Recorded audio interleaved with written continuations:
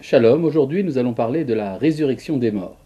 La résurrection des morts est une des idées fondamentales du judaïsme qui n'est pas très étudiée, il faut dire la vérité, c'est quelque chose qui est un peu dans l'ombre, on ne comprend pas très bien de quoi il s'agit, mais il y a quand même un élément très important, c'est de savoir que finalement, en fin de compte, dans l'aboutissement de tout, c'est la vie qui l'emporte sur la mort. S'il n'y avait pas l'éventualité de la résurrection des morts, peu importe ce que l'on entend exactement par cela, mais s'il n'y avait pas cette idée que finalement ce qui est disparu doit un jour revenir, eh bien ça voudrait dire que finalement la vie n'aurait pas de sens parce qu'il y aurait quelque chose de plus puissant que la vie. C'est la mort. Et étant donné que c'est le créateur du monde qui est la source de toute vie, on l'appelle la vie des mondes, Haya Olamim, eh bien, il est indispensable, il est inconcevable que ce soit autrement, que finalement, la vie l'emporte sur la mort, qu'il y ait une victoire totale de l'éternité sur l'éphémère. Eh bien, c'est la raison pour laquelle c'est tellement important pour nous de savoir que les morts ressusciteront un jour. Alors, on peut comprendre ça de différentes manières.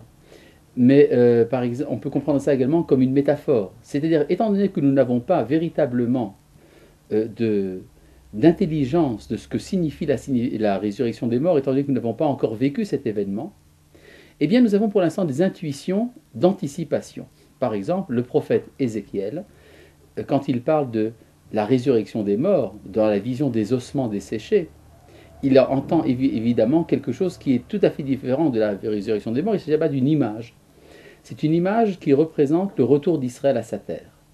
La nation d'Israël, dispersée parmi les nations, est comme des ossements éparpillés qui attendent de revenir un jour à la vie.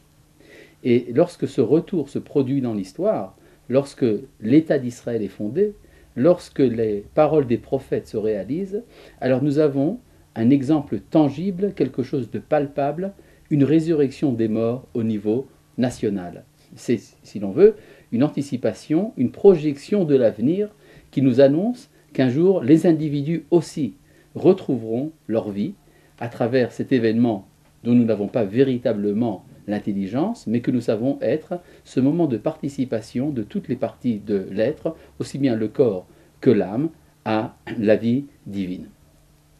Il y a également d'autres images qui s'associent à cela. Par exemple, dans la Mishnah, dans la tradition orale, on nous dit que celui qui pense qu'il n'y a pas de résurrection des morts selon la Torah est un hérétique. Mais alors, il faut bien comprendre, ça veut dire quoi la résurrection des morts selon la Torah? Si on s'en tient au texte hébraïque tel qu'il est, on peut lire ça d'une autre manière. Celui dont la Torah ne ressuscite pas les morts. Il est hérétique d'avoir une Torah qui ne revivifie pas. Parce que les méchants, traditionnellement, sont appelés morts même de leur vivant. Et les justes sont appelés vivants même après leur mort.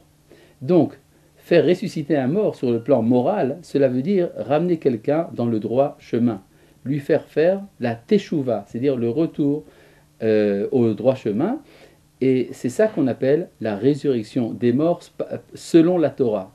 La Torah n'est une véritable Torah que lorsqu'elle donne la vie morale à ceux qui étaient jusqu'à présent moralement morts. Évidemment, tout cela ne vient pas remettre en question le grand achèvement de l'histoire lorsque l'ensemble de la création se retrouvera face à face avec son Créateur dans une vie éternelle. Shalom.